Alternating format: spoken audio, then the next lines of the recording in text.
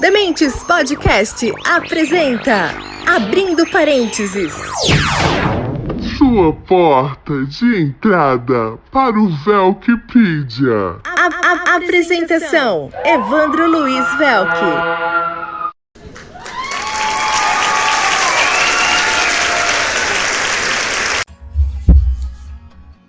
Salve, pessoal! Eu sou Evandro Luiz Velk e esse é o Abrindo Parênteses, o espaço onde eu falo sobre assuntos diversos, aleatórios, o que me dá na teia. Esse é meu espaço, mas eu atendo sugestões de vocês. Gostei. Vocês devem ter observado diversas vezes, principalmente no nosso quadro Duas Vistas e um Ponto, sobre opiniões conflitantes e pessoas que se identificam como de direita e de esquerda. Geralmente as opiniões deles são divergentes uma da outra. Na minha nada modesta opinião, esse termo não se aplica mais, não tem mais sentido, porque a realidade, o mundo é muito mais complexo do que era quando surgiu o termo.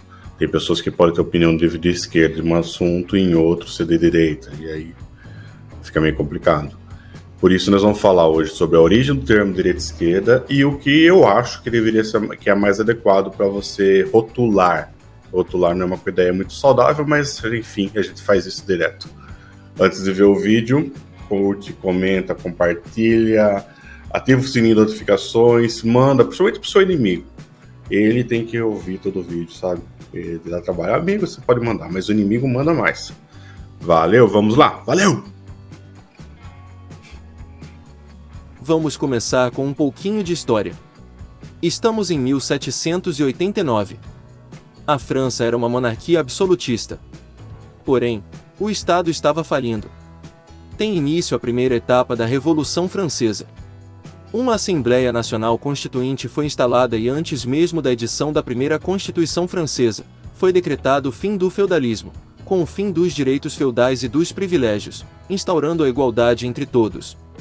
Após intensos conflitos, em 13 de setembro de 1791, o rei Luís XVI aceita a nova Constituição e em 1 de outubro daquele ano, iniciam as atividades da Assembleia Legislativa.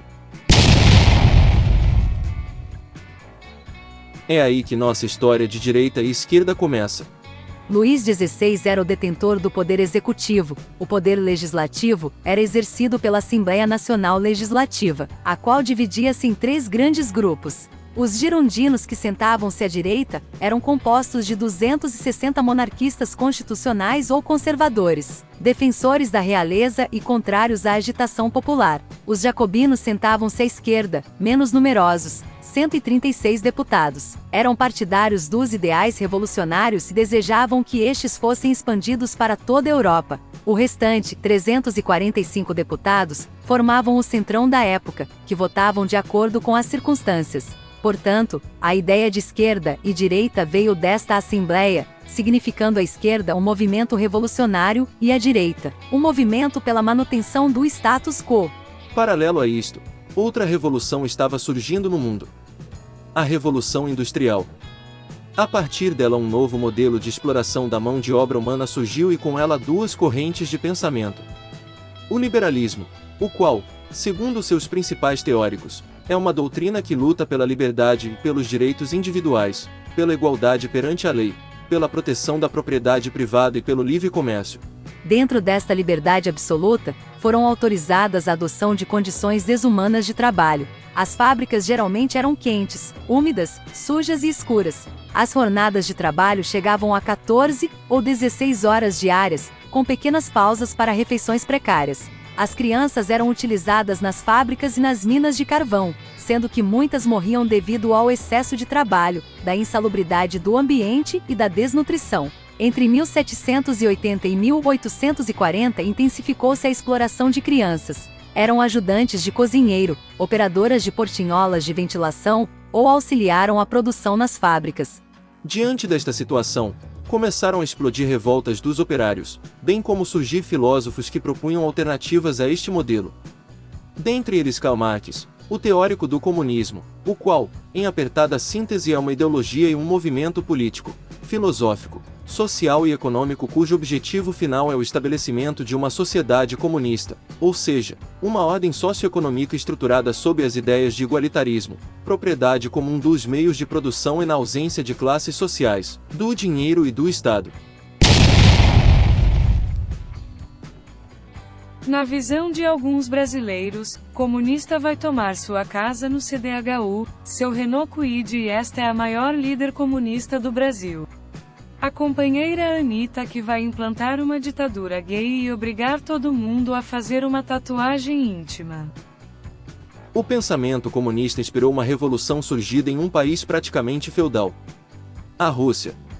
Do confronto entre o liberalismo absoluto e do fim da propriedade privada, nasceu um novo movimento, defendendo condições humanizadas e mais justas de trabalho. Neste sentido, o Papa Leão XIII, em 15 de maio de 1891, editou a Rerum Novarum, uma encíclica sobre a condição dos operários. Após a Revolução Russa 1917, começaram a surgir legislações disciplinando as relações de trabalho, como a Constituição do México, 1917, de Weimar, 1919, e a Carta de Lavoro, 1927. Ou seja, neste período ficou atrelado à esquerda quem defendia mudanças na estrutura social, direita quem defendia a manutenção desta estrutura e ao centro, quem buscava a conciliação entre a classe operária e os donos dos meios de produção.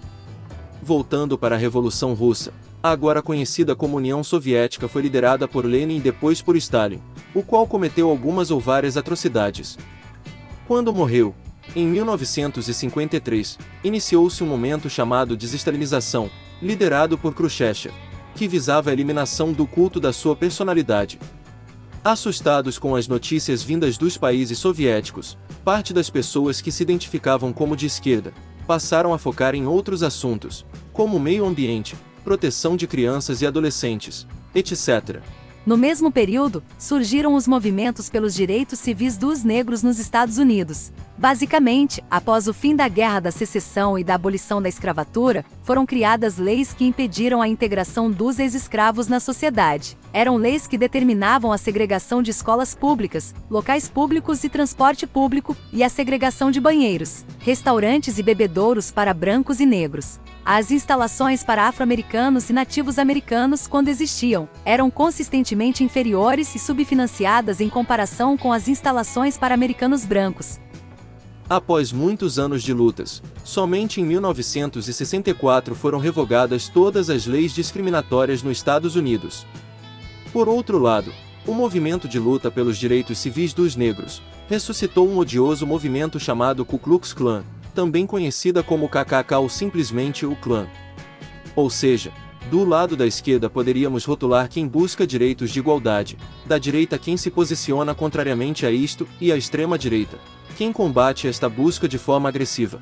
Este mesmo raciocínio vale para direitos de homossexuais, imigrantes, expatriados, mulheres, etc. Desta forma, sinteticamente as pessoas de esquerda são conhecidas por valorizar a igualdade social, e os indivíduos que se identificam como de esquerda defendem que a sociedade deve oferecer segurança social para todos, opõem-se à desigualdade, principalmente a econômica, e enxergam a sociedade como um coletivo que deve agir em benefício daqueles que estão em desvantagem. Algumas ideias tradicionais da esquerda na política são coletivismo, igualdade e maior intervenção do Estado. Os indivíduos que se identificam como de direita na política costumam valorizar a independência e as consequências de ações de cada indivíduo, promove a igualdade político-jurídica e considera uma consequência da competição dos indivíduos livres a desigualdade social como algo inevitável e natural. Algumas ideias tradicionais da direita na política são individualismo, liberdade e menor intervenção do Estado. A distinção entre direita e esquerda acaba causando muita confusão e nem sempre corresponde ao exato pensamento das pessoas, principalmente no Brasil, onde está muito atrelado ao momento político. Recentemente, a Datafolha constatou que após a última eleição presidencial, o percentual de pessoas que se identificam como de esquerda aumentou, ou seja, a identificação não está atrelada ao pensamento do indivíduo, e sim ao sucesso do governo em exercício. Também é errado pensar em esquerda ou direita como sinônimo de autoritarismo. Tivemos governos autoritários e democráticos tanto no campo da direita, quanto no campo da esquerda.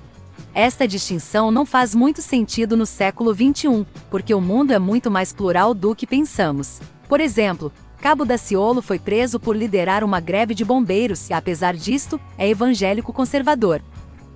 Glória a Deus. Glória a Deus. Para mim, faz mais sentido a seguinte distinção: a pessoa pode ser revolucionária quando acredita que as mudanças devem ser provocadas e age para tanto. Progressista quando acredita que as mudanças são inevitáveis e o Estado deve regular o necessário. Neutro ou conciliador quando acredita que é preciso ter um consenso sobre as mudanças ou não se importa com o assunto. Conservador quando acredita que as mudanças devem ser realizadas com calma para não abalar a estrutura social. Reacionário quando afirma que a sociedade ou o Estado deve bloquear ou reprimir qualquer tipo de mudança na sociedade. Esta distinção me parece mais precisa e pode ser observada em vários assuntos. Espero que tenham gostado do vídeo de hoje. Até a próxima!